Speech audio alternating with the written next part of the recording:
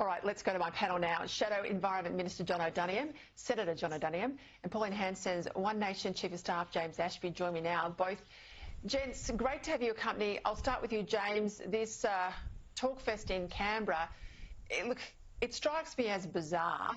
They've all been brought to Canberra, costing hundreds of thousands of dollars to discuss cost of living, but we're paying the bill. Yeah, we sure are, and it's you can do your own figures. It's at least $500,000 a day, and then by the time you add staff onto that, you're probably looking at $1 million a day. And what for? It is a talk fest, and at the end of today, you're going to find they're all back at the lodge drinking on the PM's account, which obviously we don't see the cost of that. But let me tell you, it'll be the finest of champagne, wines and beers, and again, at yours and my expense. Yeah, never get in front of a Labor socialist and a bottle of Grange. I've seen that before firsthand with my own eyes. Jono, issues with building a new home in Australia. Look, we know they're expensive anyway. Mortgages are going up too. Building costs, if you can get a builder, are growing exponentially. But I tell you, it's going to get worse. We're going now from a minimum mandated 6-star rating to 7 stars. These changes are supposed to make us more energy efficient and climate conscious. But how much is this going to add to the price of a new home?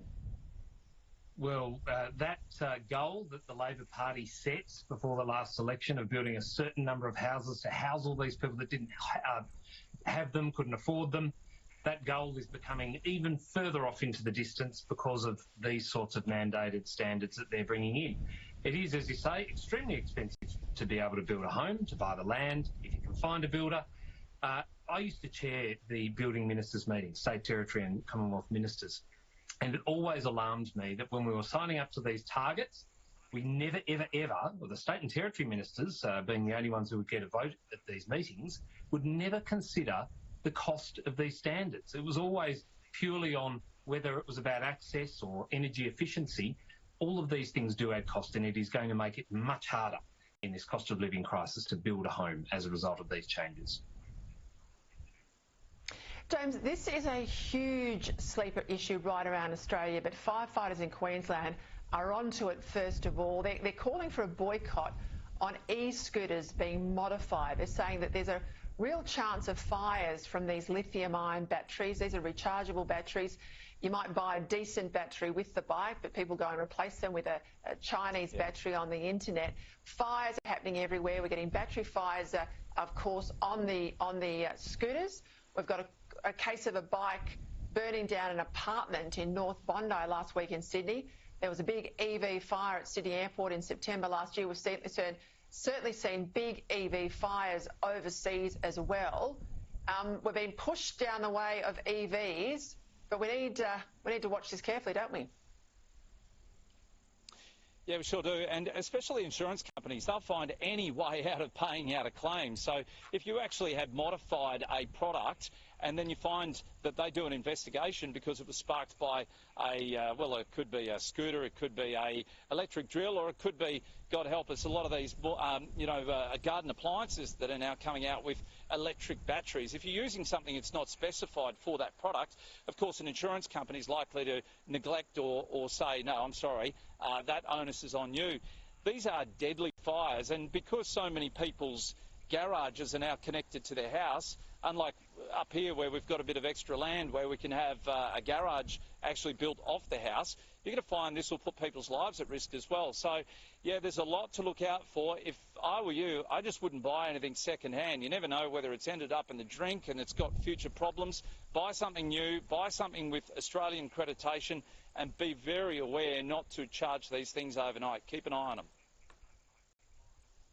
I tell you, I want the government to get on top of this before we get EVs forced upon us in a mandatory way as well, electric vehicles.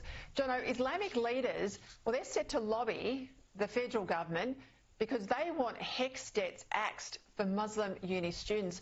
They say the debts are considered usury, which is forbidden under Sharia law, but we're not a Sharia law country. And I tell you, as a taxpayer, if we're letting a student borrow money on HECS, I want it paid back with interest.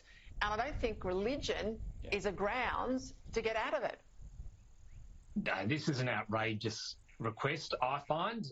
We are governed by the law of Australia, set by the Australian Parliament, which is elected by the Australian people, no matter what their faith background is.